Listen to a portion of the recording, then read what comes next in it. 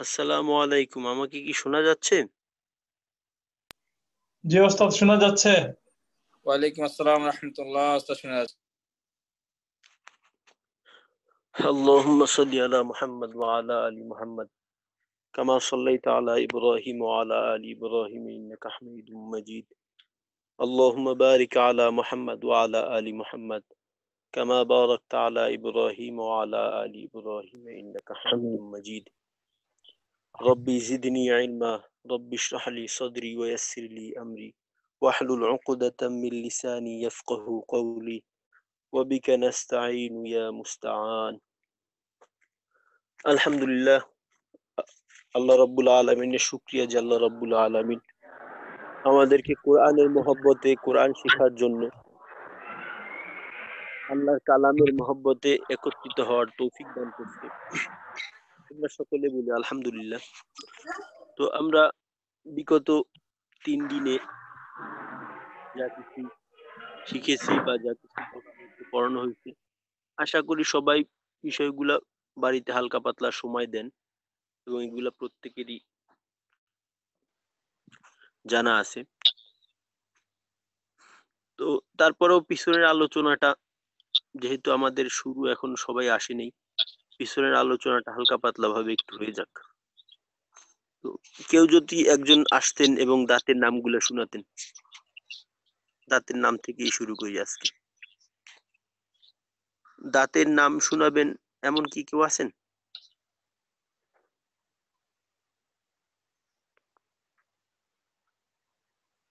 দাঁতের নামগুলো শোনাবেন। আসসালামু আলাইকুম, আমি চেষ্টা করতে পারি। জি সাজ্জাদ ভাই শুনান।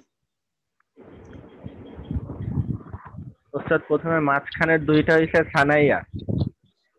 সানাইয়ার সানায়া। পাশে মানে দুই পাশেই উলাইয়া এবং সুফলা, দুই পাশে দুইটা দুইটা করে।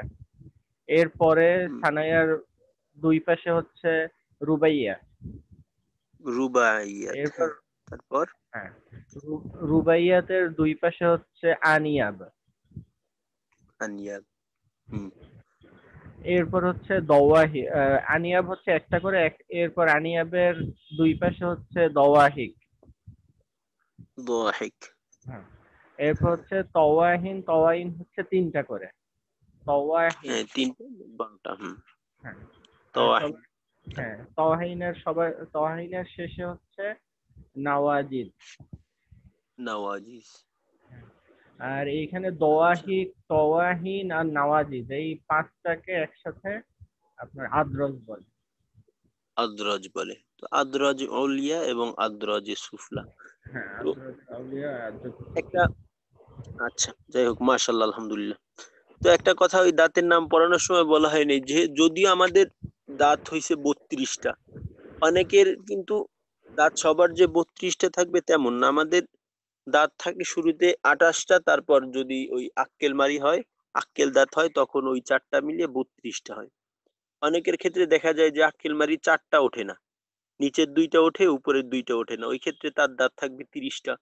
আর যদি কারো না ওঠে তাহলে তার থাকবে 28টা। তখন দেখা যাবে তার আদ্রজ, যে মারির দাঁত বলতে যেটাকে বুঝায়, তখন তার মারির দাঁত থাকবে 4টা 4টা করে 16টা, 20টা থাকবে না। আর দাঁত সবগুলি কিন্তু মাখরাজের উচ্চারণের ক্ষেত্রে কাজে লাগে না। মাখরাজের উচ্চারণের ক্ষেত্রে উপরে যে পাটি আছে দাঁতের, ওইটা সবগুলোই কাজে লাগে। আর নিচের পাটির মাত্র 2টা দাঁত কাজে লাগে মাখরাজের ক্ষেত্রে। নিচের পাটির মাত্র 2টা দাঁত, অর্থাৎ সামনের নিচের যে সানায়ায় সুফলা আছে, সানায়া সুফলা, অর্থাৎ নিচের 2টা দাঁত, ওই 2টা দাঁত মাখরাজের ক্ষেত্রে কাজে লাগে। আর বাকি যে নিচের 14টা দাঁত আছে, ওই 14টা দাঁত মাখরাজের ক্ষেত্রে কাজে লাগে না, অব্যবহৃতই থাকে। যাই হোক, মাশাআল্লাহ সাজ্জাদ ভাই। এরপর আমরা মাখরাজ পড়ছি। মাখরাজের 5টা পয়েন্টের দিতে পারবেন? ওই 5টা পয়েন্ট কি কি? মাখরাজের যে মূল 5টা পয়েন্টের উপর নির্ভর করে সবগুলো মাখরাজ, যেটাকে মাখরাজ আম্মা বলে, ওই 5টা পয়েন্ট কি কেউ কি বলতে পারবেন? জি হযরত, আমি চেষ্টা করতে পারি। জি। জি হুজুর, প্রথমে হলো আল জাওফ, এটা হলো এই খালি জায়গা থেকে বা যে বুকের অংশ। তারপরে আল হালক বা কণ্ঠনালী বা গলা যেটা বলি আমরা। তারপরে হ্যাঁ, আল হলক, লিসান যেটা জিহ্বা। তারপরে জিহ্বা, আশিফাতাইন এটা হলো ঠোঁট। সাফা, আর পরে আল হ্যাঁ, খয়সুম সাফাতাইন, হলো নাক। খয়সুম, নাকের বাসি, হ্যাঁ, জি যেটাকে আমরা খয়সুম। কিনা নাকের বাসি হিসেবে, হ্যাঁ, জি মাশাআল্লাহ, সুন্দর হয়েছে। তো এখন আপনি এইটা কি মনে আছে যে জওফ থেকে কয়টা মাখরাজ হয়? জব থেকে হচ্ছে শুধু ওই যে মাদের হরফ যখন হয়, আলিফ, হ্যাঁ, মাদের, ইয়া, হ্যাঁ হ্যাঁ, ওয়াও, মাদের সময় সময়। ওয়াও, জি। এইটা, হ্যাঁ। আর তারপর রইলো আপনার হলক, হলক থেকে কয়টা মাখরাজ? এক্ষেত্রে মাখরাজ হচ্ছে 3টা মাখরাজ, আর হরফ 6টা। 3টা তিনটা মাখরাজ। মাখরাজ, হ্যাঁ, তিনটা। তারপর ওই লিসান, লিসান অর্থাৎ জিহ্বার মাখরাজ কয়টি? জিহ্বার মাখরাজ 2টি, হরফ 4টি। 2টি মাখরাজ। না, জিহ্বার মাখরাজ তো দুইটি না। জিহ্বার মাখরাজ তো জিহ্বা, আর ঠোঁটের মাখরাজ 2টি। জিহ্বার মাখরাজ 10টি হযরত, 10টি। হ্যাঁ, 10টি, হ্যাঁ, 10টি, মাশাআল্লাহ। আর তারপর শাফাতাইন, ঠোঁটের মাখরাজ 2টি। 2টি।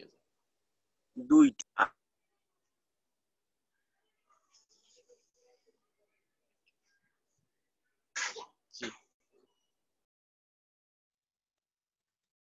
হ্যাঁ, একটি নাকের বাসিতে একটি, মাশাআল্লাহ। তো গত ক্লাসে আমাদের আলোচনা হইতেছিল যে এই আলোচনাগুলো হইছে যে হলকের যে 3টি মাখরাজ, এই মাখরাজের একই মাখরাজে দুইটা হরফ আছে। প্রথম মাখরাজে হামজা হা, তো ওইখানে পার্থক্য একটু বলা হয়েছিল, একই মাখরাজে যখন 2টি হরফ থাকবে তখন এর মাখরাজের অবস্থানের মাঝেও সামান্যতম পার্থক্য থাকে, যেমনটা কিনা হামজার ক্ষেত্রে একটু নিচে, হা হলকের শুরুর উপরের অংশে, আইন, হা, গইন, খ ওই ক্ষেত্রে বলা হয়েছিল। তারপর হলকের মাখরাজ যখন শেষ হবে তখন আসবে আর লিসানের মাখরাজ। লিসানের মাখরাজ হলো 10টি। 10টির আমাদের 4টির আলোচনা হয়েছিল, কফ, কাফ, জিম, শিন, ইয়া এবং দদ। এই 4টা মাখরাজের আলোচনা আমাদের হয়েছিল। অর্থাৎ দদের মাখরাজ পর্যন্ত আমরা স্বাভাবিকভাবে মাখরাজের যে নাম্বার পড়ছি, এটা হলো 7 নাম্বার মাখরাজ পর্যন্ত আমাদের আলোচনা হয়েছিল। তো গতকালকে একটা কথা বলা উচিত ছিল, বলা হয় নাই, যে কফের মাখরাজ, কাফের মাখরাজ, তারপর যে সমস্ত মাখরাজের ক্ষেত্রে জিহ্বা উপরের তালুর সাথে লাগে, ওই সমস্ত মাখরাজের ক্ষেত্রে একটা বিষয় মনে রাখতে হবে, উপরের তালু কিন্তু 2 রকম। মুখের ভিতরের যে তালু আছে, যেটাকে কিনা আপনি তাজবিদের কিতাব দেখলে সাকফুল ফামি বলা হয় এটাকে, অর্থাৎ মুখের ছাদ, ওইটাকে 2 ভাগে ভাগ করা হয়েছে। একটা হইছে নরম ছাদ আর একটা হলো শক্ত ছাদ। মুখে আঙুল দিলেই দেখবেন যে পিছনের দিকে অর্থাৎ গলার দিকে যে উপরের তালুটা ওইটা কিন্তু নরম থাকে, একটু আঙুল দিয়েই দেখতে পারেন। সামনের দিকের যে উপরের তালুটা আছে এটা হলো হাড্ডির মতো শক্ত, অনেকটা শক্ত, এটার ভিতরে হাড়ের মতো আছে। আর এর পিছনে যেটা, অর্থাৎ জিহ্বার মধ্যখানের পরের দিকে, জিহ্বার মধ্যখানের পিছনের দিকে যে তালুটা আছে ওই তালুটা নরম, নরম মাংস। তো কফ এবং কাফ, কফের মাখরাজ জিহ্বার গোড়া, তার বরাবর উপরে তালুর সঙ্গে লাগাইয়া, আর কাফের মাখরাজ জিহ্বার গোড়া থেকে একটু আগে বাড়িয়া তার বরাবর উপরে তালুর সঙ্গে লাগাইয়া। তো কফ এবং কাফের মাখরাজের ক্ষেত্রে জিহ্বার গোড়া এবং জিহ্বার গোড়া থেকে একটু আগে বাড়িয়া এটা নরম তালুর সাথে লাগবে। কাফের মাখরাজের ক্ষেত্রে অনেকের হইতে পারে যে জিহ্বার গোড়া থেকে একটু আগে বাড়িয়া তালুর সাথে লাগলো কিন্তু এটা শক্ত অংশে চলে আসলো, তখন কিন্তু এটা ভুল হয়ে যাবে, তখন উচ্চারণটা ভুল হবে, উচ্চারণটা ঠিক থাকবে না। তো ওইখানে এটা মনে রাখতে হবে, কফ এবং কাফের মাখরাজের ক্ষেত্রে জিহ্বার গোড়া এবং জিহ্বার গোড়া থেকে একটু আগে বাড়িয়ে যে তালুটা স্পর্শ করবে ওইটা হলো নরম তালু, শক্ত তালু না। জিমের থেকে এসে শক্ত তালু শুরু হবে, জিমের থেকে জিহ্বার মধ্যখান তার বরাবর উপরের তালুর সঙ্গে লাগাইয়া এই তালুটা হবে শক্ত তালু। আর গতকালকে একটা প্রশ্ন ছিল যে ওই জিম, শিন, ইয়ার এর তারতিবটা আকপিস, জসিম ভাই ছিল, তো আলহামদুলিল্লাহ জসিম ভাইয়ের প্রশ্নের কারণে অনেক কিছু দেখা হয়েছে। তো আমি যেটা বলছিলাম, আমি যতটুকু দেখছি তো এইটাই আমার কাছে মনে হয়েছে এইটাই ঠিক। বাকি মানুষের মাঝে তো সবসময় জ্ঞানের স্বল্পতা থাকেই, ওইটাও ঠিক হইতে পারে, বাকি ওইটা আমি এখন পর্যন্ত পাইনি। তো এই দেখেন ওইটা এখানে একটা চিত্র সহকারে দেওয়া হয়েছে। এই কিতাবটার নাম হয়েছে, এই কিতাবটা ইংরেজিতেও আছে, ইংরেজিতে হয়েছে এইটার নাম ইজি তাজউইদ। ইজি তাজউইদ, এটার পিডিএফও পাওয়া যায়। তো এইখানে চিত্র দেওয়া আছে, দেখেন এইখানে যে জিমটা দেখানো হয়েছে জিব্বার মধ্যখানের থেকে একটু সামনে, শিনটা একটু পিছনে, আর ইয়াটা আর একটু পিছনে। তো এইখানে একটা বিষয় লক্ষণীয়, জিম শিন ইয়ার ক্ষেত্রে, মাখরাজের ক্ষেত্রে একটা বিষয় লক্ষণীয়, ওইটা হলো জিমের মাখরাজের ক্ষেত্রে জিব্বার মধ্যখান যে উপরের তালুর সাথে লাগবে, এটা হচ্ছে প্রত্যেকটারই শক্ত তালু। জিমের ক্ষেত্রে জিব্বার মধ্যখানটা উপরের তালুর সাথে শক্তভাবেই লাগবে, এখানে কোনো বিন্দু মাত্র ফাঁকা থাকবে না। ওই দেখেন ওইখানে যে চিত্রটা দেওয়া আছে, জিমের যে চিত্রটা দেওয়া আছে, এইখানে জিব্বার মধ্যখান যে উপরের তালুর সাথে লাগছে, তো এটা একেবারেই লেগে গেছে, ওইখানে কোনো ফাঁকা নেই। কিন্তু এটা গেল জিম, জিম পরিপূর্ণভাবেই লাগবে। এটা সিফত যখন পড়বো তখন আমাদের ক্লিয়ার হবে। যেমন দেখেন আপনি উচ্চারণ করে দেখতে পারেন যে জিম জবর যা, জিম জবর যা, জিম জবর যা, জিম জের জি, জিম পেশ ডু, ডু। উচ্চারণটা শক্ত হবে, জিব্বার মধ্যখানটা উপরের তালুর সাথে পরিপূর্ণভাবেই লাগবে, এখানে তালু আর জিব্বার মাঝে কোনো ফাঁকা রাখা যাবে না জিমের ক্ষেত্রে। কিন্তু শিন এবং ইয়ার দিকে যখন আসবো, তখন শিন উচ্চারণ করার সময় জিব্বার মধ্যখানটা কিন্তু উপরের তালুর সাথে পরিপূর্ণভাবে লাগবে না। কারণ আমরা জানি শিনের উচ্চারণের সময় একটা এই ধরনের একটা আওয়াজ হয়, শা শা শা শি শু শা শি শু। তো আমি যদি জিব্বার মধ্যখানটা পরিপূর্ণভাবে উপরের তালুর সাথে লাগাই এবং এইটার শক্তভাবে ধরি, শক্তভাবে চাপ দিয়ে ধরি, তখন এই যে এই বাতাসটা কিন্তু বের করা যাবে না।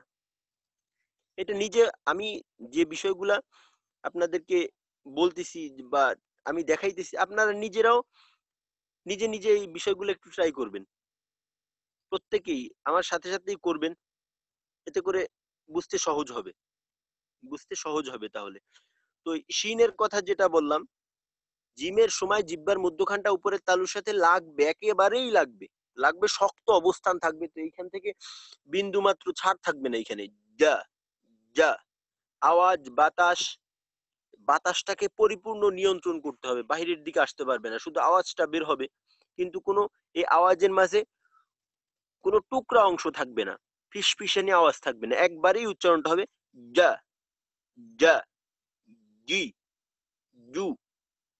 কিন্তু শিনের ক্ষেত্রে এমনটা না, একটু পার্থক্য হয়েছে, জিহ্বার মধ্যখানের মাঝের অংশটা উপরের তালুর কাছাকাছি যাবে এবং লাগবেও, তবে ওইখানের স্পর্শটা শক্ত হবে না। কারণ শক্ত যদি হয় তখন শিনের উচ্চারণের ক্ষেত্রে শা আশ ইশ উশ শি শু, এই যে আপনারা হয়তো লক্ষ্য করতেছেন যে এই উচ্চারণটা করা হইতেছে, উচ্চারণের সাথে একটা এই ধরনের এই ধরনের এই ধরনের আওয়াজ বের হচ্ছে। তো এই আওয়াজটা শিনের মাঝে থাকাটা বাধ্যতামূলক। সিফতের মাঝে আছে যে শিন, সদ, সিন, জা, এই তিনটা হরফের ক্ষেত্রে এরকম একটা আওয়াজ থাকে উচ্চারণের সাথে। সদের সময় সিনের সময় আর জার উচ্চারণে এমন একটা আওয়াজ থাকবে। যদি এই আওয়াজটা না হয় তাহলে এই হরফটার উচ্চারণটাই ঠিক হবে না। তো শিনের সময় যেহেতু এমন একটা উচ্চারণ করতে হয়, আওয়াজ বের করতে হয়, তো এই জন্য মাখরাজটাকে একেবারে চাপ দিয়ে ধরা যাবে না, একটু ফাঁকা রাখতে হবে। এটা প্রত্যেকে একটু ট্রাই করে দেখেন যে শা শি শু শা শি শু, এর বিপরীত যদি আপনি করেন, অর্থাৎ একটু ফাঁকা রাখতে বলা হইলো, ফাঁকা বলতে অনেকটা ফাঁকা না, কাছাকাছি চলে যাবে, কিন্তু ওই চাপটা মজবুত, অর্থাৎ যে চাপটা দেব জিহ্বার মধ্যখান দিয়ে তালুর সাথে, এটা শক্ত হবে না, এখানে একটু দুর্বলতা থাকবে, যে কারণে হালকা একটু ফাঁকা থেকে যাবে, যে ফাঁকা দিয়া এই ধরনের আওয়াজ বের হবে। যদি আমি একেবারে শক্তভাবে ধরি চা চা চা, অর্থাৎ আমার এই বাতাসটা ওই এই ধরনের আওয়াজটা বের না হওয়ার কারণে শিনটাই বোঝা যাইতেছে না, শিনই হবে না, শিনের অস্তিত্বই ঠিক থাকবে না। তো এই অস্তিত্বটা ঠিক রাখার জন্য শিনের উচ্চারণটাকে যথাযথভাবে ঠিক রাখার জন্য এই কাজটা আপনার করতে হবে। শিনের মাখরাজটাকে চাপ দিয়ে, অতিরিক্ত চাপ দেওয়া যাবে না, এখানে একটু হালকা ঢিল রাখতে হবে। তারপর আসি আমাদের ইয়া। আচ্ছা, আলিফ, আলিফ ভাই বোধহয় কিছু বলবেন নাকি? আহমেদ আলিফ, আপনি কি কিছু বলবেন?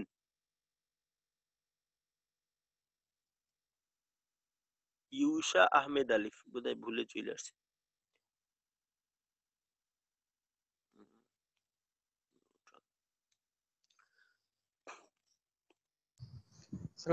স্যার ভুলে হাত উইটা পড়তে স্যার। জি আচ্ছা ঠিক আছে। আচ্ছা, আমি যদি আমার কোনো বিষয়টা যদি আমার কথাটা স্পষ্ট বোঝা না যায়, বা আমি কোনো বিষয়ে বুঝাইতে গিয়ে একটু আমার অস্পষ্টতা থাকে, তাৎক্ষণিক ওই বিষয়টা আমাকে জানাবেন, তাৎক্ষণিক হাত দেখাইলেন, বা যদি কেউ কেউ কারো একান্ত ওই মাইক্রোফোনের সমস্যা থাকে, যে কথা বলতে পারতেছে না, ব্যাকগ্রাউন্ডের আওয়াজে সমস্যা, তখন আমাকে SMS এও যদি জানান, ইনশাল্লাহ আমি চেষ্টা করব ওইটা, আমি আমার জ্ঞান যতটুক, জ্ঞানের পরিধি আছে আল্লাহ যতটুক দিছে, তো ওই অনুযায়ী আমি এটা সমাধান করার চেষ্টা করব। যদি তাৎক্ষণিক না পারি, পরবর্তীতে আমি এইটা দেখে হইলেও সমাধান করার চেষ্টা করব। তো মনের মাঝে যদি কারো কোনো প্রশ্ন থাকে, এইটাকে মনের মাঝেই রাখবেন না, এইটাকে আমাদের সবার সামনে নিয়ে আসবেন। হয়তো অনেক সময় এমন হয় যে আমার ভিতরে একটা প্রশ্ন আছে, এই প্রশ্নটা প্রত্যেকের মনেই আছে, কিন্তু তাৎক্ষণিক উপস্থিত না থাকার কারণে প্রশ্নটা হয়তো সামনে আসতেছে না আমার। এই জন্য প্রশ্ন যদি কারো ভিতর থাকে, প্রশ্ন অবশ্যই প্রশ্নটা প্রকাশ করতে হবে, সবাইকে জানাইতে হবে। যত বেশি একটা বিষয়ে প্রশ্ন থাকবে, তত বেশি ওই বিষয়টার সুন্দর রূপটা সামনে আসবে। আচ্ছা যাই হোক, তারপর আমাদের শিনটা হইল, তো ইয়াটার ক্ষেত্রেও একই রকম। ইয়া যখন আপনি উচ্চারণ করবেন, ইয়ার মাখরাজটাও কিন্তু পরিপূর্ণ তালুর সাথে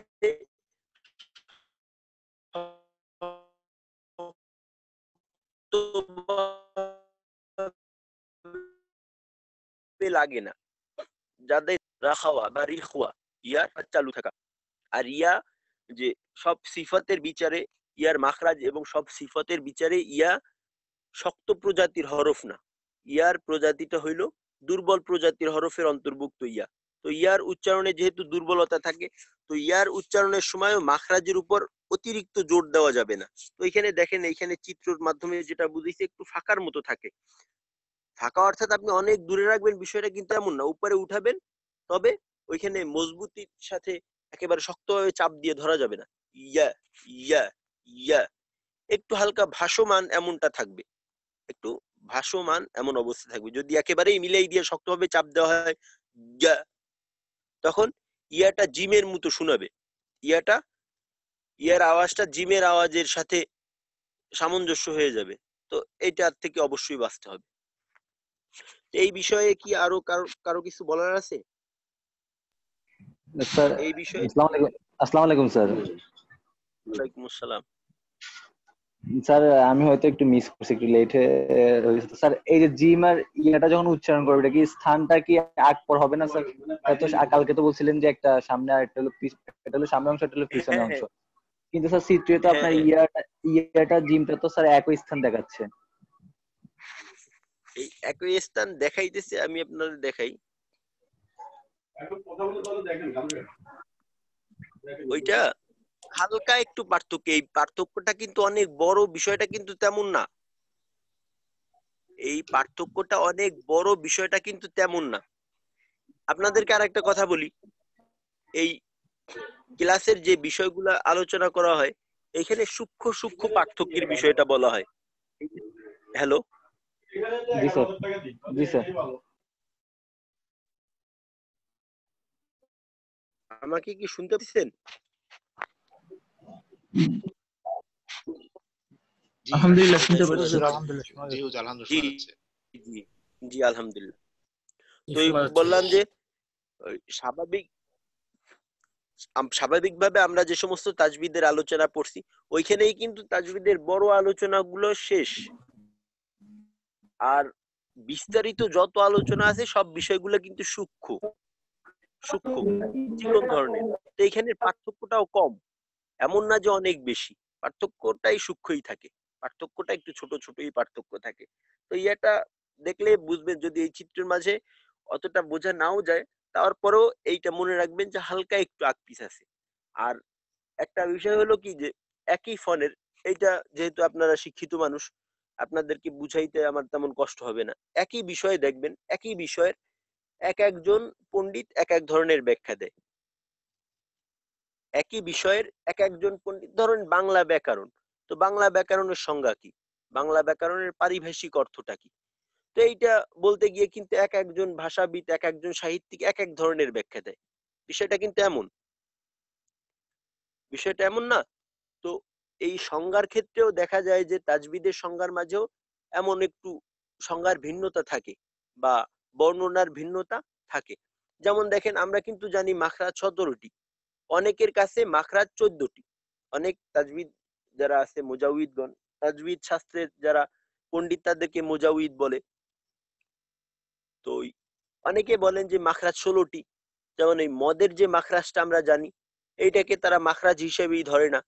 তারপর আবার আমরা ধরেন র, লাম, নুন, এই 3টা হরফের 3টা মাখরাজ বলি।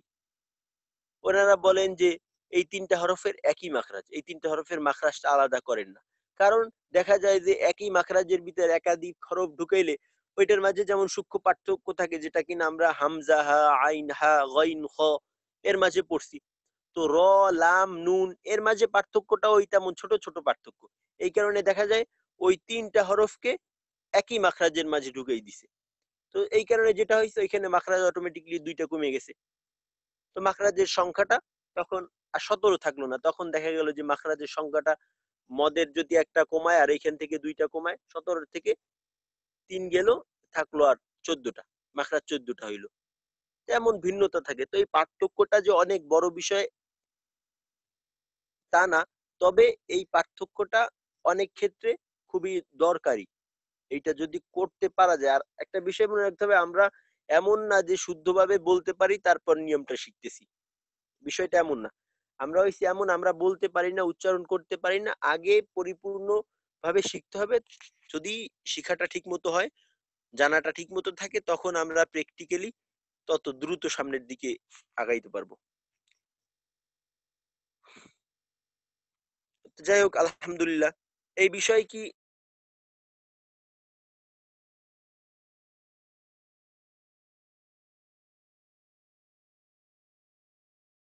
আর কারো কিছু বলার আছে? সবাই কি বুঝে দিতে পারছি? আর কেউ কিছু বলতে চান এই বিষয়ে? আচ্ছা, যাই হোক, তাহলে আমরা এখন পরের বিষয়টাই যাই। পরে হলো দদের মাখরাজের আলোচনা হয়েছিল, দদের মাখরাজের আলোচনা হয়ে গেছে গতকালকে। তো এইটা আর পুনরাবৃত্তি করব না। তাহলে আজকের যে বিষয়টা আছে এইটা দদের, আচ্ছা যদি কেউ মনে করেন যে দদের আলোচনাটা আবার করার দরকার, তাহলে জানাইতে পারেন। দদের আলোচনা কি আজকে আবার আসসালামু করার আলাইকুম প্রয়োজন আছে হুজুর। কিনা? যদি একটু জি হুজুর ব্রিফলি আসসালামু বলে আলাইকুম। দেন। ওয়ালাইকুম আসসালামু আলাইকুম। আসসালাম। আসলে আমি আপনার গতকালের আপনার ক্লাসটা মিস করছি, তো আসলে ওটা আপনার রেকর্ডিংটাও পাই নাই। যদি এই আলোচনা একটু করতেন তো ওদেরটা উপকার হইতো আর কি আমার। ও, যাই হোক, অনেকের যেহেতু আছে। আচ্ছা যাই হোক, দদের আলোচনাটা হইলো, আমরা জানি দদের মাখরাজটা কি, দদের মাখরাজ আমরা কি পড়ছি, কেউ একজন মাখরাজটা আমাকে একটু শুনান তো দেখি।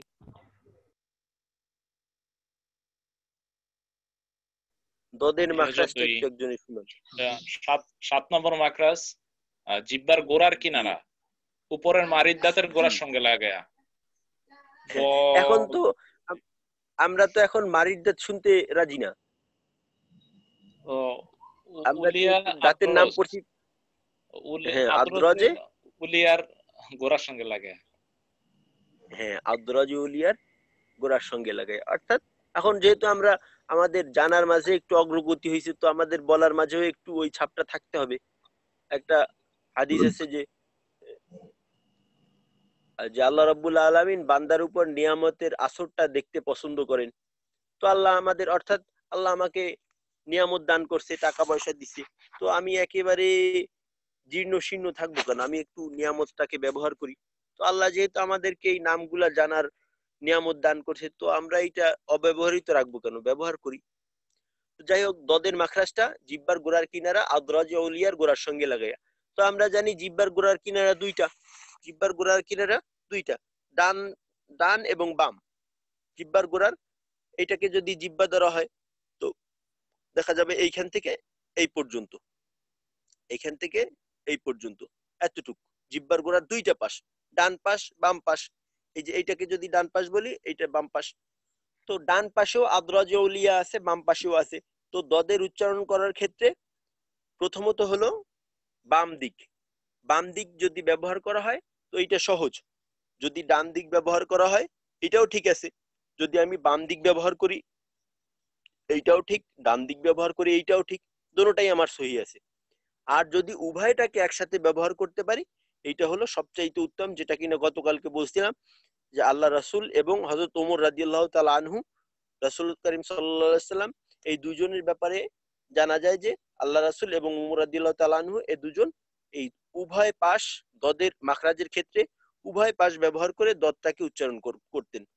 তো যদি আমরা মাথায় এই চিন্তা রাখি আল্লাহ রাসূল যেহেতু এইটা করছে, আমাকে অবশ্যই এইটাই করতে হবে, তো এই মেহনতে আগাইলে তো অন্য ধরনের একটা কিছু পাওয়ার সম্ভাবনা আছে। আল্লাহ আমাদেরকে নিরাশ করবেন না আমাদের আশাকে। তো দদের কথা এইটা গেল। আর একটা বিষয় গতকালকে আসছিল যে দদটাকে অনেকে জ্বর মতো বলে। তো আমরা জ্বর মতো বলার দরকার নেই, আমরা দদটাকে দদই বলবো, দদটাকে দদই বলবো। কারণ জ্বর মতো একটা সাদৃশ্য বুঝাতে গিয়া বলা হয়েছে দু একটা তাজবিদের কিতাবে, যেটা কিনা উর্দু আরবিও না, আরবিদের তাজবিদের কিতাব না ওগুলা, যদিও থাকে। তো ওই ক্ষেত্রে বলা হয়েছে দদটা জ্বর সাথে কিছুটা সামঞ্জস্যপূর্ণ। তো এটা হচ্ছে সিফতগত দিক থেকে, দদের মাখরাজ আলাদা, সিফতেও পার্থক্য আছে। 5টা সিফত দদ এবং জ্বর একই রকম, তো এই জন্য বলা হয়েছিল কিছুটা মিল আছে। এর অর্থ এই না যে দদ উচ্চারণ করতে গিয়ে আমি জ উচ্চারণ করব। যেমন দেখেন, একটা হইলো আইনে শাই মিসলে শাই, আইনে শাই অর্থাৎ মূল বস্তু, আর একটা হইলো ওই বস্তুর সাথে যেটাকে তুলনা করা হয়েছে, উপমা দেওয়া হয়েছে। তো দুইটা জিনিস এক না। যেমন ধরেন শেরে বাংলা একে ফজলুল হক, ওনাকে শেরে বাংলা বলা হয়। এর অর্থ এই না যে উনি পুরোপুরি পরিপূর্ণ একটা বাঘ, ওনার লেজ আছে, তারপর আবার থাবা আছে, বড় বড় দাঁত আছে, বড় বড় মুখ আছে। তো উপমা দেওয়া অর্থ এর এই না যে পরিপূর্ণ বিষয়টা এমন। তো যাই হোক, আমরা দদটাকে দদই বলবো। আচ্ছা, কেউ বোধহয় কিছু বলতে চাচ্ছেন, বলেন। হযরত ওই দদ উচ্চারণের সময় জিহ্বার আগাটা যদি লাগে সামনের দিকে, তো সমস্যা আছে কিনা? বা জিহ্বার আগা কোথায় লাগবে? সামনের দাঁতের বা এই যে মাড়ির যে গোড়া আছে ওইদিকে লাগতেছে, দদ শেষের দিকে দদ এখানে বলা। দেখেন দেখেন, আমি একটা কথা বলি। দদের একটা সিফত আছে, দুইটা সিফত এমন যে জিহ্বার গোড়াটা, একটা হইছে জিহ্বার গোড়ার কিনারাটাকে আপনার আদ্রাজি ওলিয়ার গোড়ার সাথে লাগাইতে হবে। আর একটা হইলো জিহ্বার গোড়াটা উপরের তালুর দিকে উঠাইতে হবে। এইটাকে জিহ্বার গোড়ার কিনারাটাকে, এই যে জিহ্বাটা এইটা ধরেন জিহ্বা, এই জিহ্বার দদের মাখরাজ হলো জিহ্বার গোড়ার কিনারা, এই যে কিনারাটাকে উপরের দাঁতের গোড়ার সঙ্গে লাগাইতে হবে, এক। দ্বিতীয় বিষয়টা হইছে দদের উচ্চারণের সময় আপনার আবার জিহ্বার গোড়াটা যে আছে, এইটা যদি জিহ্বার গোড়া হয়, এই জিহ্বার গোড়াটাকে উপরের যে নরম তালু আছে ওই তালুর কাছাকাছি নিতে হবে। দুইটা বিষয়। আর একটা বিষয় হইছে জিহ্বার যে মধ্যখান, জিহ্বার মধ্যখানটা উপরের তালুর সঙ্গে পরিপূর্ণভাবে লাগাই দিতে হবে, উপরের তালুর সাথে লাগাইতে হবে, অর্থাৎ উপরের শক্ত তালুর সাথে লাগাইতে হবে। জিহ্বার গোড়াটা নরম তালুর দিকে উঠাইতে হবে, জিহ্বার মধ্যখানটা উপরের শক্ত তালুর সাথে লাগাইতে হবে। তো দদের উচ্চারণ করার ক্ষেত্রে জিহ্বার পিছনের অংশের এত বেশি কাজ যে জিহ্বার আগাটা সামনের উপরের যে দাঁতের গোড়া পর্যন্ত আসার সুযোগ পাবে না, ও ভিতরেই কাজে ব্যস্ত থাকবে। আর তাছাড়া দদের একটা মাখরাজ আছে ইস্তেতলা, জিব্বার গোড়া থেকে নিয়ে, মাখরাজ তো না সিফত, জিব্বার গোড়া থেকে নিয়ে জিব্বার আগার কাছাকাছি পর্যন্ত মাখরাজটাকে লম্বা করা যায়। অর্থাৎ আমরা যে জানি যে আদরাজি উলিয়া অর্থাৎ 5টা দাঁতের গোড়া, তো এই 5টা দাঁতের মাঝে সীমাবদ্ধ না থেকে আপনি আরো একটু সামনে যাইতে পারেন, অর্থাৎ ওই 5টা দাঁত আদায় করার পরেও আরেকটু সামনে যাওয়ার সুযোগ আপনার আছে।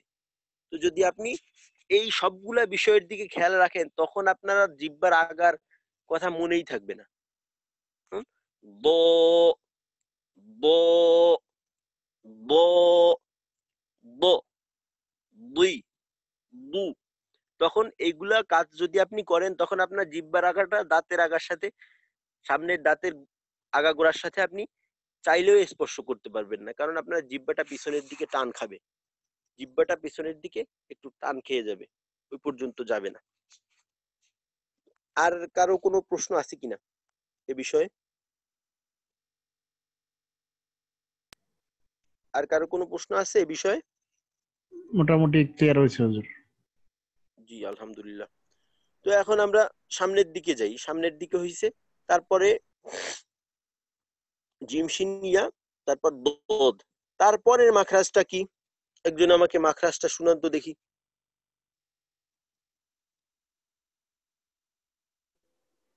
হযরত 8 নম্বর মাখরাজ জিহ্বার আগার কিনারা, জি ও উলিয়া সানায়া উলিয়ার গোড়ার সাথে লাগায়া, উপরের উলিয়া হযরত উপরের মারির দাঁতের গোড়ার সঙ্গে লাগায়া, লাম 8 নম্বর মাখরাজ। দাঁতের মাটির সাথে লাগায়।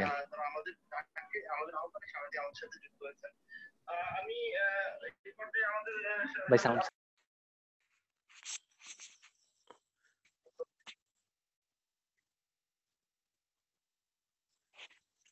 একজন, যে কোনো একজন বলুন, যে কোনো একজন, একজন আসেন, যে কোনো একজন আসেন। আব্দুর রহমান ভাই আসেন। জি আব্দুর হযরত। রহমান ভাই আসেন বা জসিম ভাই, হ্যাঁ বলেন পরের মাখরাজটা কি শুনান। জিহ্বার আগার কিনারা 8 নম্বর মাখরাজ সানাউলিয়ার মারির সাথে, সানাউলিয়ার মারির সাথে লাগে লাম। লাম, যাই হোক আপনি এই দাঁতের নামের ব্যবহার করার চেষ্টা করছেন, তবে আচ্ছা ঠিক আছে মাশাআল্লাহ। তো এখন 8 নাম্বার মাখরাজ জিহ্বার আগার কিনারা, যেটা আমরা যেভাবে বইয়ের মাঝে পড়ছি, জিহ্বার আগার কিনারা সামনের উপরের দাঁতের মাড়ির সঙ্গে লাগাইয়া, জিহ্বার আগার কিনারা সামনের উপরের দাঁতের মাড়ির সঙ্গে লাগাইয়া। তো এখন প্রশ্ন থাকে, ত দাল তা ওই সমস্ত মাখরাজ যখন আমরা পড়ছি দেখবেন ওইখানে বলা হয়েছে জিহ্বার আগা সামনের উপরের 2 দাঁতের আগা 2 দাঁতের গোড়া, কিন্তু এখানে কিন্তু ওইভাবে বলা হয় নাই যে কয় দাঁতের আগা, ওই কয় দাঁতের মাড়ির সঙ্গে লাগাবেন। তো এইখানে 2 দাঁত না, এখানে দাঁত হয়েছে মোট 3টা, 3টা না 6টা, ডান দিকে 3টা বাম দিকে 3টা, 6টা। সানায়া রুবায়া আনিয়াব, সানায়া রুবায়া আনিয়াব। তো এই মাখরাজটা যদি দাঁতের নাম সহকারে বলতে হয় তাহলে এইভাবে বলতে হবে। 8 নাম্বার মাখরাজ জিহ্বার আগার কিনারা সামনের উপরের সানায়া রুবায়া আনিয়াব, এই 3 দাঁতের মাড়ির সঙ্গে লাগাইয়া, সামনের উপরের দাঁতের মাড়ি, দাঁতের মাড়ি বলতে সানায়া রুবায়া আনিয়াব, এই 3টা দাঁতের মাড়ির সঙ্গে লাগাইয়া, মাড়ি বলতে উপরের মাংসের সঙ্গে গোড়ার দিকে লাগাইয়া। তো এখন দদের মতো লামের ক্ষেত্রেও আপনার চয়েস আছে, অর্থাৎ জিহ্বার যে আগাটা আছে, জিহ্বার আগা তো জিহ্বার আগা একটাই, কিন্তু জিহ্বার আগার কিনারা কিন্তু 2টা। এইটাকে যদি জিহ্বা ধরি, এইটা হচ্ছে জিহ্বার আগা, জিহ্বার আগা হবে এই অর্ধেকের যে মাঝখানের বিন্দুটা আছে ওইটা হবে জিহ্বার আগা। তো যেহেতু ওই সামনে 6টা দাঁত, তো 6টা দাঁতের পরিমাণ যদি জিহ্বাকে ভাগ করা হয় তো এতটুক জিহ্বা পড়বে। এখানে 1টা দাঁত, 2টা দাঁত, তিনটা দাঁত, এই পাশেও একটা দাঁত, দুইটা দাঁত, তিনটা দাঁত, তো এতটুকু পড়বে। তো এখন যদি আপনি লাম উচ্চারণ করতে চান তখন আপনার একটা চয়েস থাকবে যে আপনি হয়তো ডান দিক থেকে করবেন অথবা বাম দিক থেকে করবেন। ডান দিক থেকেও আপনি উচ্চারণ করতে পারেন লামের উচ্চারণটা, বাম দিক থেকেও লামের উচ্চারণটা করতে পারেন। ডান কিনারা, এইটা হবে আপনার ডান কিনারা, এতটুকু দিয়ে আপনি উচ্চারণটা করবেন, অথবা বাম কিনারা এতটুকু দিয়ে উচ্চারণটা করবেন। এই উচ্চারণ করার ক্ষেত্রে ডান দিক দিয়ে যদি করেন তাহলে সানায়া, রুবায়া, আনিয়াব এর তিনটা দাঁতের মারির সঙ্গে লাগবে। বাম দিক থেকে করলেও বাম দিকের সানায়া, রুবায়া, আনিয়াব এই তিনটা দাঁতের গোড়ার সঙ্গে আপনার জিহ্বাটা লাগবে। তো এই ক্ষেত্রে আপনার উচ্চারণটা এমন হবে লাম, লা, লি, লু। আর তাজবিদের কিতাবের মাঝে এই লামের উচ্চারণ করার ক্ষেত্রে, দদের উচ্চারণ করার ক্ষেত্রে বলছে যে দদটা বাম দিক থেকে করাটা সহজ, আর লামের উচ্চারণ করার ক্ষেত্রে বলছে যে লামের উচ্চারণটা ডান দিক থেকে করাটা সহজ। তো এইটা কতটুক কার্যকারী আমার কাছে মনে হয় না। আমার কাছে দদটা ডান দিক থেকে করাটাও যেমন মনে হয়, বাম দিক থেকে করাটাও তেমনই মনে হয়। আর লামের ক্ষেত্রে তো ডান দিক বাম দিক কোনোটা তেমন পার্থক্য বুঝে আসে না। আপনাদের যদি কারো বুঝে আসে, আমি বুঝতেছি না এই বিষয়টা, ডান দিক থেকে করাটা কিভাবে সহজ হইলো, বাম দিক থেকে করাটা কিভাবে কঠিন হইলো। আমি ধরেন লামের উচ্চারণটা জিহ্বার আগার ডান দিকের কিনারা থেকে করলাম, অর্থাৎ ডান পাশ থেকে লা, বাম পাশ থেকে লা, পার্থক্য বুঝলাম না তেমন। জসিম ভাই বলবেন বোধহয় কিছু, বলেন। জি হযরত, ওই 7 নম্বর মাখরাজে যেরকম একটা ছিল যে দুই দিকে ডান বাম দুই দিকে হইতে পারে, বা একসাথে দুইটা হইলে ভালো, লামে কি এরকম আছে কিনা যে ডান বাম দুই দিকে হইতে পারে, আমি মাঝামাঝি যদি জিহ্বাটা রাখি, এরকম এটা লামের ক্ষেত্রে কি লামের সম্ভব? ক্ষেত্রে না, লামের ক্ষেত্রে কিতাবাদির মাঝে আমি কয়েক জায়গায় দেখছি যে এই দুইটা কথা বলা আছে, কিন্তু দুই দিক একসাথে এইটা কোথাও পাইনি আমি। দুইটা দিকের ব্যবহার একসাথে এইটা কোথাও পাওয়া যায়নি, আমার দৃষ্টিতে এখনো পড়েনি। জি তো হযরত, জি। যাই হোক, যেটা, হ্যাঁ জি মাশাআল্লাহ, যে ডান বলে যে ডান দিক থেকে উচ্চারণ করাটা নাকি সহজ বাম দিকের তুলনায়। তো আমার কাছে ওইভাবে সহজ বা কঠিন মনে হয় নাই, তো দোনোটার দিকে একই রকম মনে হয়েছে। যাই হোক, বিষয়টা হচ্ছে এমন, তো আমাদের মনে রাখতে হবে জিহ্বার আগা যে সামনের উপরের দাঁতের মারির সঙ্গে লাগাইয়া, তো মারি দাঁত বলতে সানায়া, রুবায়া, আনিয়াব, সানায়া, রুবায়া, আনিয়াব এই তিনটা দাঁতের গোড়ার সঙ্গে লাগবে। আমরা দাঁতের নাম সম্পর্কে জানি, তো আমরা আশা করি সবাই বুঝতে পারছি। তো তারপরের যে মাখরাজ, তারপরের মাখরাজটা কে শুনাবে আমাকে? 8 নাম্বার মাখরাজ গেল, তারপরে 9 নম্বর মাখরাজ, মাখরাজ 9 নম্বর মাখরাজ জিহ্বার আগা, তারপরে উপরে জিহ্বার আগা, তারপর উপরে তালুর সঙ্গে লাগাইয়া নুন। নুন, হ্যাঁ, 9 নাম্বার মাখরাজ জিহ্বার আগা। আর এখানে আরেকটা বিষয় মনে রাখতে পারলে ভালো, যে এই মাখরাজটা তো জিহ্বার মাখরাজ, অর্থাৎ লিসানের মাখরাজ। লিসানের মাখরাজ 10টি। তো লিসানের কয় নাম্বার মাখরাজ? এটা জিহ্বার 1 নম্বরে গেছে কফ, 2 নম্বরে কাফ, 3 নম্বরে জিম ইয়া, 4 নম্বরে দদ, 5 নম্বরে লাম, 6 নম্বরে না, 6 নুন। নম্বরে নুন। জিহ্বার 6 নম্বর মাখরাজ এইটা। তো এখন বিষয়টা হলো জিহ্বার আগা নুনের মাখরাজটা কি বলা হলো? জিহ্বার আগা সামনের তার বরাবর উপরের তালুর সঙ্গে লাগাইয়া। তো জিহ্বার আগা বলতে একেবারেই এই যে আগাটা, এই যে আগাটা, জিহ্বার আগাটা, জিহ্বার আগা, এখানে কোনো সাইড সুইট নেই, একেবারে ডাইরেক্ট আগাটাকে না, নি, নু। আর তালু ওই তার বরাবর উপরে যে তালুটা বোঝানো হয়েছে, এই তালু বলতে সানায়া উলিয়া, অর্থাৎ সামনের উপরের যে দুইটা দাঁত আছে, ওই দুইটা দাঁত বরাবর সোজা উপরের দিকে যে তালুটা আছে ওই তালুর সঙ্গে লাগাইতে হবে। কোনো ডান বাম দিকে যাওয়া যাবে না, সোজাসুজি থাকতে হবে, আবার অনেক ভিতরের দিকে যাওয়া যাবে না। তো জিহ্বার আগা বরাবর সানায়া আউলিয়ার গোড়াগুড়ি, গোড়ার থেকে একটু উপরে গিয়া ওইখানের তালুটার ব্যবহারের মাধ্যমে নুনটা উচ্চারণ করতে হবে। না, নি, নু। রফিকুল ইসলাম, হ্যাঁ, এমডি রফিকুল ইসলাম খান সাহেব ভাই বোধহয় কিছু বলবেন।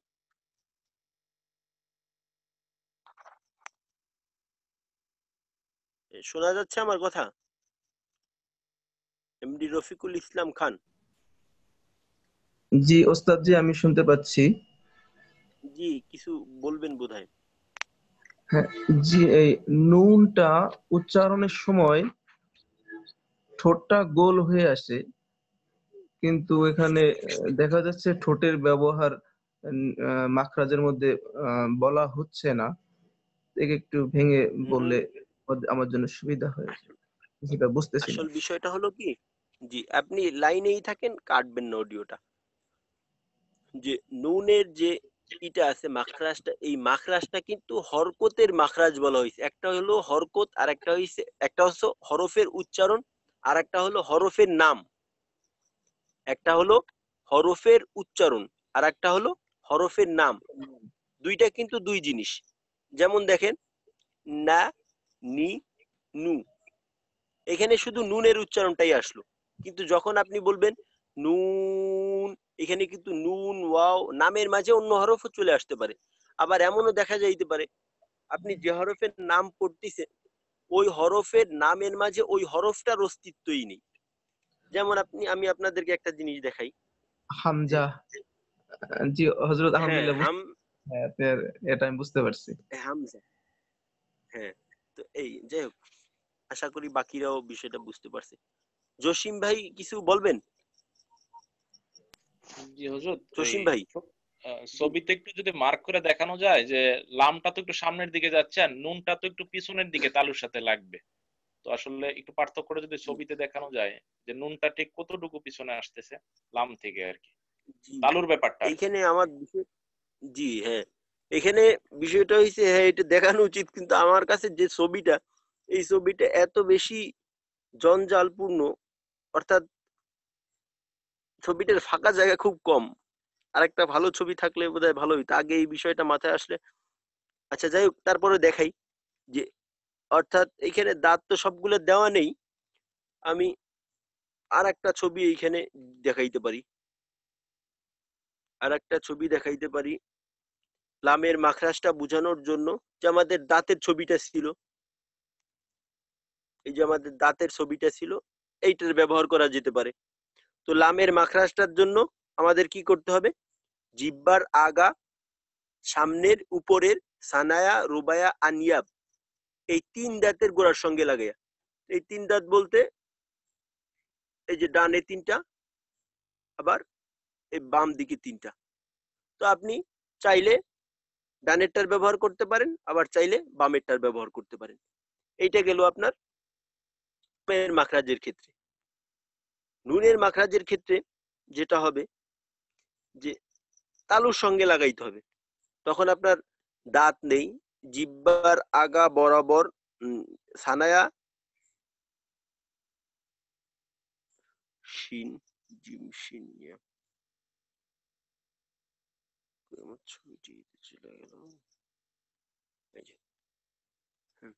তখন আর দাঁতের ব্যবহার, দাঁতের নাম নেই ওইখানে। ওইখানে বলা হয়েছে জিহ্বার আগা, এই যে জিহ্বার আগাটা, জিহ্বার আগা এইটা, জিহ্বার আগাটা তার বরাবর উপরে তালুর সঙ্গে লাগাইয়া। তার বরাবর উপরে তালু বলতে সানায়া, যদি এইটাকে সানায়া ধরি, এইখানে যেহেতু সব দাঁত নেই, একটা দাঁতই দেওয়া আছে, সানায়া তো এই বরাবরই থাকে। এটা যদি সবগুলো দাঁত থাকতো, এইটার নামই সানায়া হইতো। তো সানায়া উলিয়া বরাবর উপরের যে তালু আছে, এই তালুর সঙ্গে লাগে। এইখানে ধরেন তালুটা, এইখানে না, নি, নু। আর নুনের আওয়াজটা, নুনের উচ্চারণটা আমাদের জন্য বেশিটা কঠিন হবে না, কারণ আমাদের যে বাংলা ন আসছে, ন, এই একটা হচ্ছে দন্তন্য, আর একটা হচ্ছে মূর্ধন্য। তো দন্তন্য তো দাঁতের সাথে লেগে যায়, তো দন্তন্য না, মূর্ধন্যর যে উচ্চারণটা আছে, আমরা বাঙালি মানুষ, আমরা পার্থক্য করি না অনেক ক্ষেত্রে। কিছু কিছু জিনিস আছে, পার্থক্য যদি আমরা করতাম তাহলে এটা বুঝতে সহজ হইতো। তো মূর্ধন্যর যে উচ্চারণটা আছে, ওইটার উচ্চারণটার সাথে নুনের উচ্চারণটার অনেকটা মিল আছে। তো এইখানে তালু বলতে যেটা বোঝানো হয়েছে, তালু বলতে সানায়া আউলিয়ার বরাবর উপরের যে তালুটা, সোজা সোজাসুজি উপরের দিকে যে তালুটা, ওইটা। তো গেল আমাদের নুনের মাখরাজ। তারপর হয়েছে তারপরের মাখরাজটা রর মাখরাজ। জিহ্বার আগা, জিহ্বার আগার পিঠ, তার বরাবর উপরের তালুর সঙ্গে লাগাইয়া, জিহ্বার আগার পিঠ তার বরাবর উপরের তালুর সঙ্গে লাগাইয়া র। এইখানে ওই আপনাদেরকে একটু আগে একটা কথা বললাম যে অনেক কারিগণ র, লাম, নুন এই তিনটা মাখরাজকে, এই তিনটা হরফের মাখরাজ একই বলছে। এখানে পার্থক্যটা কাছাকাছি, পার্থক্যটা কম। কারণ দেখেন লামের মাখরাজের ক্ষেত্রে দাঁতের আলোচনা আসছে, কিন্তু লামের মাখরাজের ক্ষেত্রে কিন্তু লাম উচ্চারণের সময় দাঁতের সাথে কিন্তু লামটা লাগে না। ওইখানে বলা হয়েছে আমরা যে মাখরাজটা যেভাবে পড়ছি যে জিহ্বার আগা সামনের উপরের দাঁতের মারির সঙ্গে লাগাইয়া, মারি বলতে কিন্তু দাঁত না, দাঁতের উপরের যে মাংস আছে ওই মাংসের সাথে লাগাইয়া। তো লামের ক্ষেত্রেও দাঁতের সাথে লাগে না, নুন রর ক্ষেত্রে তো অবশ্যই লাগে না। তো এই তিনটা মাখরাজ কিন্তু কাছাকাছি, অনেকটা কাছাকাছি। তো নুনের মাখরাজ ছিল জিহ্বার আগা, একেবারেই আগার অংশটা, একেবারে সোজা আগার অংশটা। আর রর মাখরাজটা হলো জিহ্বার আগার পিঠ।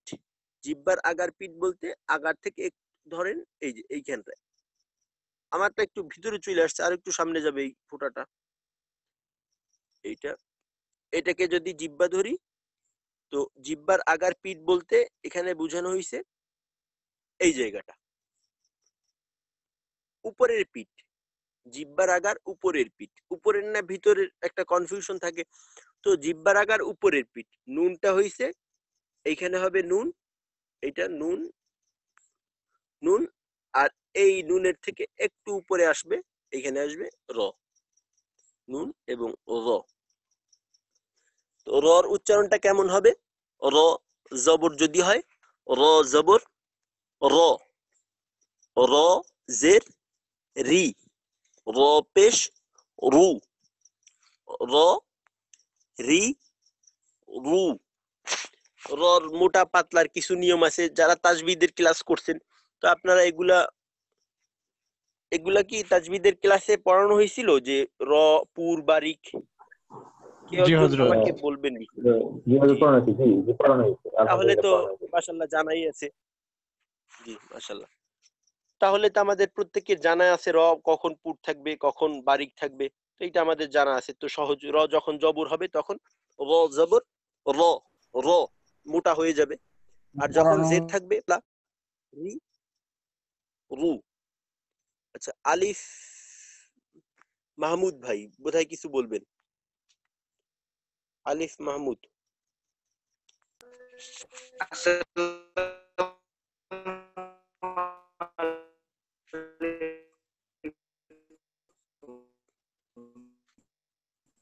আপনার আওয়াজটা বোঝা যাইতেছে না, আপনি একটু পরে বলেন তাহলে। জসিম ভাই বলবেন কিছু? জি হযরত, ওই আমাদের তাজবিদের ক্লাসে র পুর বারিক এটা পড়ানো হয়েছে। কায়দা বুঝতে কোনো সমস্যা নাই, কায়দা বুঝতেছি, কিন্তু পুর আর বারিকে উচ্চারণটা একই হয়ে যায় আমার, মানে আমি দুইটা পার্থক্য করতে পারি না, আমার দুটো উচ্চারণ একই হয়। তো এটাই আসলে কিভাবে আসলে দুটো পার্থক্য কিভাবে করব? জি, এইটাই। আচ্ছা, আলিফ মাহমুদ ভাই আপনার অডিওটায় বোধহয় একটু সমস্যা হইতেছে, বোঝা যাইতেছে না, বোঝা যাইতেছে না। যাই হোক, তো আমরা পরে দেখতে পারি। তো পার্থক্যটা যদি বুঝি ইনশাল্লাহ চেষ্টা করতে করতে ঠিক হয়ে যাবে।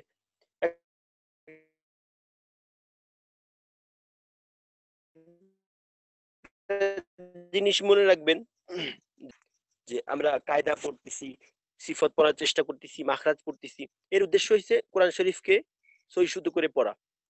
তো এগুলা যেহেতু একটা বিষয় আপনারা জানেন, নামাজের জন্য অপেক্ষা করা আর নামাজ পড়া একই একই প্রতিদান পাবে। কোনো ব্যক্তি যদি নামাজ পড়লো, নামাজ পড়ার পর আরেক নামাজের জন্য ওই জায়গায় বসে বসে নামাজের অপেক্ষা করতেছে, আমরা আগে আগে মসজিদে যাই, অনেকে গিয়ে নামাজের অপেক্ষা করি।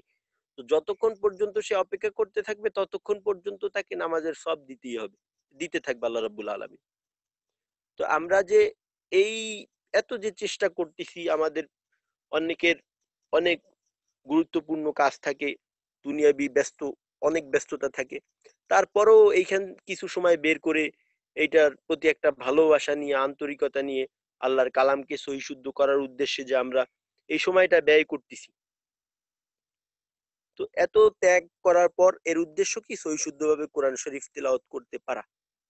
তো ইনশাআল্লাহ আল্লাহ রাব্বুল আলামিন আমাদের এই পড়াগুলোকেও এইটাও তেলাওয়াতের যে সওয়াব তা আমাদেরকেও এর দ্বারা ওই সওয়াবটাই দিবেন। তো চেষ্টা করতে থাকি, যদি হয় আল্লাহ যদি রহমত করে হবে, যদি না হয় তো বুঝতে হবে এইটাও আল্লাহর একটা রহমত হয় নাই। কারণ আমার যেটা পাওয়ার সেটা আমি হইলেও পাবো, না হইলেও পাবো। এক হাদিসে বলা আছে কোনো ব্যক্তি যদি কোরআন শরীফ শিখতে চায়, কোরআন শরীফ শেখা অবস্থায় সে মৃত্যুবরণ করে, সে পরিপূর্ণ করতে পারলো না, সে চাইলো যে সে কোরআন শিখবে কিন্তু সে মৃত্যুর আগ পর্যন্ত এইটাকে শেষ করতে পারলো না।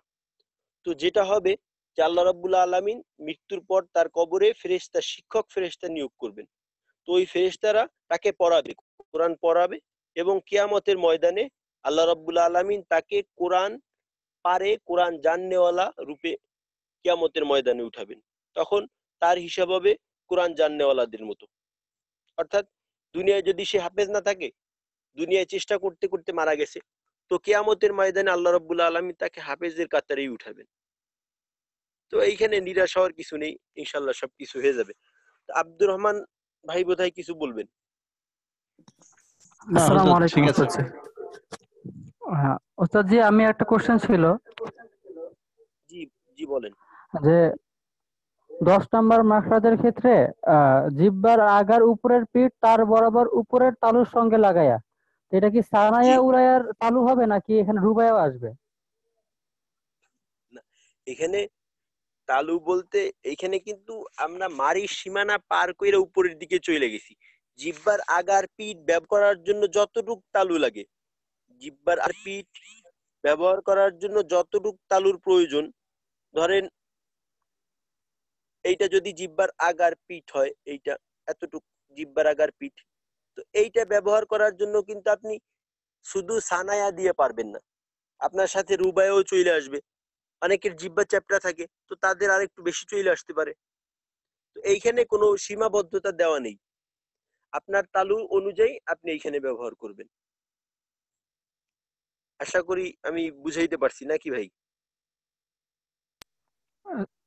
জি আব্দুর ওস্তাদ রহমান জি। ভাই, আর ওস্তাদ জি হচ্ছে আহ, ওস্তাদ জি ওই আগার পিঠটা এটা ওস্তাদ জি হচ্ছে আগা থেকে কি পিছনে হবে বা কতটুকু পিছনে হবে? এইটা পিস্তনটা, এই পার্থক্যটা খুবই সামান্য, এই পার্থক্যটা খুবই খুবই সামান্য সূক্ষ্ম ধরনের পার্থক্য। একটা হইছে একেবারে পরিপূর্ণ আগা, আর একটা হইছে আগার থেকে আপনি সামান্য পরিমাণ উপরে চলে আসলেন। একটা হইছে একেবারে এই আগাটা, জিবার আগাটা, আর একটা হইছে এই আগার থেকে একটু পিছনের দিকে, একটু পিছনের দিকে আসলেন, হালকা পরিমাণ পিছনের দিকে আসলেন, যার মাধ্যমে আপনার ওই আগাটার থেকে একটু সরলেন উপরের দিকে। তো এইটাই হয়ে গেল, এইটা বেশি না, এই পার্থক্যটা কিন্তু কম, খুবই কম, এটা মনে রাখতে হবে। জাযাকাল্লাহ। পরে দেখি, আমাদের সময়ও প্রায় শেষের দিকে আজকের। তো 10 নম্বর মাখরাজ গেল, যেটা কিনা আমাদের জিব্বার 7 নম্বর মাখরাজ। তারপর হলো 11 নম্বর মাখরাজ। 11 নম্বর মাখরাজ জিব্বার আগা সানায়া আউলিয়ার গোড়ার সঙ্গে লাগে, জিব্বার আগা সানায়া আউলিয়ার গোড়ার সঙ্গে লাগায়। জিব্বার আগা বলতে ডাইরেক্ট জিব্বার আগা, এইখানে কোনো আপনার নেই, পার্থক্য নেই, জিব্বার আগাটাই, এখানে আর কোনো তেমন আলোচনা নেই, সরাসরি এই জিব্বার আগাটা সানায়া আউলিয়ার গোড়ার সঙ্গে লাগাইয়া, সামনের উপরের দুই দাঁতের গোড়ার সঙ্গে লাগাইয়া তো দাল তা, তো দাল তা, তো তো যখন উচ্চারণ হবে এই মাখরাজটার মাঝে, মাখরাজের ভিতর যে 3টা হরফ, এই 3টা হরফ যদিও একই মাখরাজের মাঝে আসছে, তো এইখানে সিফাতগত পার্থক্যটা অনেক বেশি। 3টা হরফের মাঝে সিফাতগত পার্থক্য এতটাই বেশি যে এই পার্থক্যটা আর মাখরাজ দিয়ে না হইলেও সমস্যা নেই। যদি একই মাখরাজে হওয়ার পরেও এই পার্থক্যটা সিফাতগত অনেক বেশি হওয়ার কারণে এটা অটোমেটিক্যালি উচ্চারণে পার্থক্য চলে আসে। তারপরেও মাখরাজের এক জায়গার মাঝে একটু সামান্য পার্থক্য আছে, ওইটা চোখে পড়ার মতো যে তেমন না। তবে কিছু কিছু কিতাবের মাঝে, কিছু কিছু তাজবিদের কিতাবের মাঝে বলা হয়েছে জিহ্বার ত উচ্চারণ করার ক্ষেত্রে জিহ্বার আগাটা সানায়া উলিয়ার যে গোড়ার সাথে লাগবে, তো গোড়ার ত উচ্চারণ করার ক্ষেত্রে একটু পিছু টান থাকবে। ত উচ্চারণ করার ক্ষেত্রে একটু উচ্চারণটা এক ভাই প্রশ্ন করছে, উচ্চারণ আউলিয়া না উলিয়া, উলিয়া। তো এটা আমাদের যে পড়ানোর সময় সব পিকচার দেওয়া হয়েছিল, পিডিএফ এর দেওয়া হয়েছিল, ওইখানে লেখা আছে উলিয়া, আইন দিয়া উলিয়া, উলিয়া। তো যাই হোক, তো তর উচ্চারণ করার ক্ষেত্রে সানায়া উলিয়ার যে গোড়ার সঙ্গে লাগবে, তো তর উচ্চারণ করার ক্ষেত্রে জিহ্বাটার একটু পিছু টান থাকবে। কারণ ওই সিফতের মাঝে গিয়ে বুঝতে পারবেন যে তর উচ্চারণ করার সময় জিহ্বার গোড়া উপরের দিকে উঠাইতে হয়, জিহ্বার মধ্যখান উপরের তালুর সঙ্গে লাগাইতে হয়, জিহ্বার মধ্যখান আর গোড়া উপরে উঠাইতে হয়, যে কারণে জিহ্বায় একটা পিছু টান থাকে। তো এই মাখরাজে ওই টানটা মাখরাজ পর্যন্তই থাকবে। তো মাখরাজটাও জিহ্বার আগা যে সানায়া উলিয়ার গোড়ার সঙ্গে লাগবে, তো একটু পিছনের দিকে টান থাকবে ত উচ্চারণ করার ক্ষেত্রে। তো এইটা দালের মাঝে যখন আসবে তখন টানটা আরো একটু কমবে, আর তার মাঝে যখন আসবে তখন জিহ্বাটা একেবারেই শিথিল থাকবে, জিহ্বার মাঝে কোনো টান টান ভাব থাকবে না, জিহ্বাটা একেবারেই স্বাভাবিক থাকবে। তা তি তু, তা তি তু। আর তর উচ্চারণ করার ক্ষেত্রে জিহ্বায় একটা পিছু টান থাকবে, যে কারণে মাখরাজের একটু উপরের অংশটা ব্যবহার হবে, অর্থাৎ জিহ্বার গোড়ারই একটু উপরের অংশ ব্যবহার হবে। তো আর জের থাকলে তুই, পেশ থাকলে তু, তো তুই, পু, হালকা একটু পিছু টান থাকবে। আর দালের ক্ষেত্রে দা, দি, দু, দা, দি, দু। এই পার্থক্যগুলা সিফত দিয়ে আরো স্পষ্ট হয়ে যাবে ইনশাআল্লাহ। তারপরের মাখরাজটা হলো, আমাদের সময় আর 5 মিনিটের মতো আছে, তো আজকের আমার বোধহয় আর সামনের দিকে না গেলেই হয়। তো আজকের পিছনের যে সমস্ত বিষয়গুলো গেল, এই ব্যাপারে যদি কারো কিছু বলার থাকে জি তাহলে বলতে পারেন। আমার একটু আছে, ওই 10 নম্বর মাখরাজ যেটা র, তো র তো জি জিহ্বার আগার পিঠ তার বরাবর উপরের তালুর সাথে লাগাইয়া, তো হুজুর ওই রটা আমার লাগতেছে না তালুর সাথে, তার আগেই একটু গ্যাপ থাকতেছে মনে হচ্ছে আর কি। র লাগবে, র কিন্তু তালুর সাথে লাগবে। র র র না লাগলে সমস্যা নেই, চেষ্টা করতে হবে, আস্তে আস্তে ইনশাল্লাহ সবকিছুই হয়ে যাবে। জি মানে লাগাইতে হবে আর কি। হ্যাঁ লাগাইতে হবে, জিহ্বার আগাটা তালুর সাথে লাগাইতে হবে। র সামনে গিয়ে আপনারা পড়বেন যে রর ক্ষেত্রে একটা সিফত থাকে তাকরার, তো লাগবেই, মনে হবে যে ডাবল লাগছে, এমন একটা ভাব থাকবে। ও আচ্ছা, জি হুজুর, জি ইনশাআল্লাহ। আসসালামু আলাইকুম। ওয়ালাইকুম আসসালাম। আর কেউ কি কিছু বলবেন?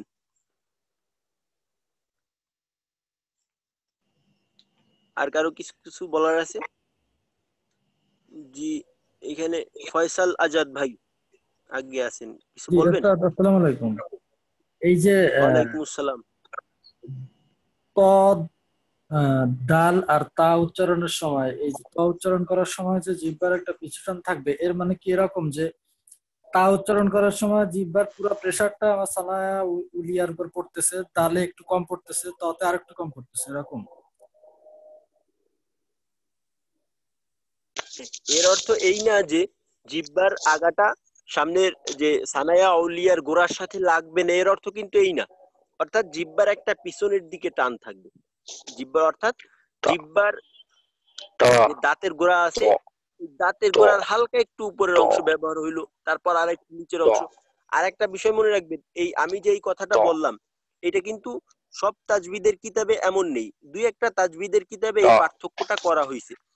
আর একটা কথা বলে দিলাম যে এই পার্থক্যটা আমাদের সিফত দিয়ে হয়ে যাবে, যদি কেউ মনে করে মাখরাজের মাঝে এই পার্থক্যটা আনবে না, যদি কেউ মনে করে যে মাখরাজের মাঝে সে তিনটা মাখরাজের ভিতর কোনো পার্থক্য করবে না, সে সিফাত দিয়েই উচ্চারণের মাঝে পার্থক্যটা আনবে, তাহলে ঠিক আছে, এই মাখরাজের মাঝে এটা করার দরকার নেই। যেহেতু দু একটা কিতাবে এমন আছে, তো আপনাদের জানার স্বার্থে এটাকে বলা হলো আর কি। যেহেতু আপনারা আগে একবার মাখরাজ পড়ছেন, তো আগের কথাগুলোই যদি হুবহু রিপিট হয়, তো আমাদের জানার মাঝে ততটা নতুনত্ব আসলো না। তো এই জন্য বললাম যে এমন কিছু আছে। তো আপনি প, পুই, পু, দা, দি, দু, তা, তি, তু। পরবর্তীতে যখন আরো সামনের দিকে জানা যাবে, তখন দেখবেন যে এই পেশারটা আপনি নিজেই বুঝতে পারবেন যে তর উচ্চারণ করার ক্ষেত্রে জিহ্বার একটা পিছুটান থাকে। তারপর মাহবুব আল মুর্শিদ, মুর্শিদ ভাই, হ্যাঁ আপনি বোধহয় কিছু জি, বলবেন। আসসালামু আলাইকুম। ওয়ালাইকুম আসসালাম। জি ওস্তাদ জি, আমার লাম আর নুন একই জায়গা থেকে আসে, যদি এই প্রশ্নটা মনে হয় আগে আনসার দিয়ে ফেলছেন, তো অসুবিধা হবে না মনে হয় না? ওই বললাম না, অনেক তাজবিদের কিতাবের মাঝে আপনার লাম, নুন এবং র এই তিনটার মাখরাজ আলাদাই করা হয়নি। এই তিনটা মাখরাজের পার্থক্য খুব কম, বুঝতে পারছেন? যেহেতু পার্থক্য অনেকে করছে, বেশিরভাগ মতই হয়েছে, আর এইটাই গ্রহণযোগ্য মত যে পার্থক্য আছে, তো আমাদেরও চেষ্টা করতে হবে যেন পার্থক্য হয়। তারপর আর আমাদের 1 মিনিটের মতো সময় আছে, তো আহমেদ হিমেল ভাই বোধহয় কিছু বলবেন নাকি? জি হযরত, আসসালামু আলাইকুম। ওয়ালাইকুম আসসালাম। হযরত, এই দদের উচ্চারণটা তো একটু কঠিন হয়ে গেল। আপনার হচ্ছে গিয়ে জিহ্বাটা পিছনে নিয়ে উচ্চারণ করলে অনেক সময় ডর মতো উচ্চারণ এসে যায়। তা তিলাওয়াতের সময় করতে খুব কষ্ট হয়ে যায় এটা উচ্চারণ করতে যায়। আপনার জিহ্বাটা যদি নরম অংশে নিতে চায়, তাহলে তো অনেক ভিতরে নেওয়া লাগবে। আচ্ছা, বিষয়টা হয়েছে কি যে যত বড় কোরবানি তত বড় মেহেরবানি। তো কোরবানিটা কষ্টটা যদি বেশি হয়, এইটা নিরাশ হওয়ার কিছু নেই, এটারও খুশির সংবাদ যে আপনার কষ্ট হইতেছে, তো আল্লাহ এটা বেশি পছন্দ করবেন। যাদের কষ্ট হইতেছে না তাদের নিরাশ হওয়ার বিষয় আছে, তার কষ্ট হইতেছে না, তো এইটা তার নিরাশার বিষয়। আপনার যদি কষ্ট হয় আলহামদুলিল্লাহ একবার বলতে হবে যে আমার কষ্ট হইতেছে, আল্লাহ এটা বেশি পছন্দ করবেন, তো আস্তে আস্তে ঠিক হয়ে যাবে ইনশাল্লাহ। এবার আব্দুর রহমান ভাই, এরপর আমরা আব্দুর রহমান ভাই বোধহয় কিছু বলবেন। আব্দুর রহমান ভাই আছেন লাইনে? ওস্তাদ আসসালামু আলাইকুম। ওস্তাদ, যে ওয়ালাইকুম ওই আসসালাম। ডালের উচ্চারণের ক্ষেত্রে জিহ্বা কি শিথিল থাকবে নাকি এরকম তয়ের মতো পিছুটান থাকবে? ডালের উচ্চারণ করার ক্ষেত্রে জিহ্বার যে পিছনের দিকে তেমন কাজ নেই, জিহ্বার গোড়া শিথিল থাকে, জিহ্বার মধ্যখানেও শিথিল থাকে, তবে ডালের মাখরাজটা একটু শক্ত। ডালের মাখরাজটা শক্ত শক্ত হওয়ার কারণে জিহ্বায় একটা প্রেসার থাকবে। দা দা জিহ্বার পিছুটান থাকবে না, জিহ্বায় একটা প্রেসার থাকবে। আর তর উচ্চারণ করার ক্ষেত্রে জিহ্বায় সবচাইতে বেশি প্রেসার থাকবে, তবে এইটা বিভিন্ন জায়গায়। দালের সময় শুধু জিহ্বার আগায়। আর একটা জিনিস বলে রাখি, যে ত যে উচ্চারণটা আছে হরফের মাঝে, এইটাকে বলা হয়েছে সাইয়্যিদুল হুরুফ, অর্থাৎ হরফের উচ্চারণের বাদশা। আব্দুর রহমান ভাই শুনতেছেন কথা? জি ওস্তাদ জি। জি, এই যে আমাদের যে মোট 28টা উচ্চারণ আছে হরফের, এর মাঝে বলা হয়েছে এর মাঝে সবচাইতে শক্তিশালী এবং সবচাইতে ক্ষমতাধর হয়েছে ত। তর উচ্চারণটা হয়েছে সবচাইতে শক্তিশালী। তো তর উচ্চারণটাকে তকে বলা হয় সাইয়্যিদুল হুরুফ, অর্থাৎ উচ্চারণ করার ক্ষেত্রে। এই কারণে তো নেতা মানুষ, তো এই জন্য ওর বিভিন্ন দিকে দেখতে হয়। তো জিহ্বার আগা থেকে নিয়ে জিহ্বার গোড়া পর্যন্ত তর উচ্চারণ করার ক্ষেত্রে কারোরই কোনো অবসর নেই, সবার কাজ আছে। তো এই কারণে একটু পিছু টান থাকে, আর তার ক্ষেত্রে জিহ্বাটা একেবারেই শিথিল। তা যাই হোক, আলহামদুলিল্লাহ, আল্লাহ রাব্বুল আলামিন আজকের যে বিষয়গুলো আলোচনা হইলো, এটা আমাদের প্রত্যেককে জানার, মানার এবং এটা আমাদের তিলাওয়াতের মাঝে ফুটিয়ে তোলার তৌফিক দান করুক। আর আল্লাহ আমাদের প্রতিদিন ক্লাসে অংশগ্রহণ করার এবং এর থেকে উপকৃত হওয়ার তৌফিক দান করুক। তো আজকে পর্যন্তই, সবার কাছে দোয়া চাই। আসসালামু আলাইকুম ওয়া রাহমাতুল্লাহি ওয়া বারাকাতুহু। ওয়ালাইকুম আসসালাম ওয়া রাহমাতুল্লাহ। ওয়ালাইকুম আসসালাম ওয়া রাহমাতুল্লাহ। জি, আসসালামু আলাইকুম। ওয়ালাইকুম ওয়ালাইকুম আসসালাম ওয়া রাহমাতুল্লাহ।